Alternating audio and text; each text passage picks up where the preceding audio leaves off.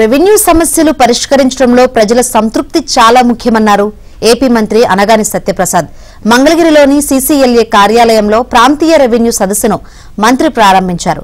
ఇప్పటివరకు పరిష్కరించిన అర్జీలపై ప్రజలు సంతృప్తిగా లేరన్నారు. 2016లో అసెంబ్లీలో ప్రస్తావించిన 22A సమస్యకు ఇప్పటివరకు అధికారులు పరిష్కారం చూపించలేదన్నారు మంత్రి అనగాని.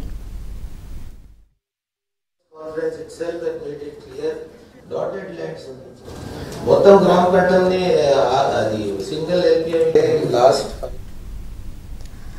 అర్జీలను సకాలంలో పరిష్కరించడం లేదని మంత్రి ఆగ్రహం వ్యక్తం చేశారు. దీనిపై సీఎం చంద్రబాబు కూడా చాలా సీరియస్ గా ఉన్నారన్నారు. రెవెన్యూ శాఖకు ప్రస్తుతం సర్జరీ అవసరమని స్పెషల్ చీఫ్ సెక్రటరీ సిసోడియా వ్యాఖ్యానించారు. రెవెన్యూ ఉద్యోగులు పరిగెడుతున్నట్లున్నప్పటికీ గమ్యం మాత్రం చేరడం లేదన్నారు సిసోడియా.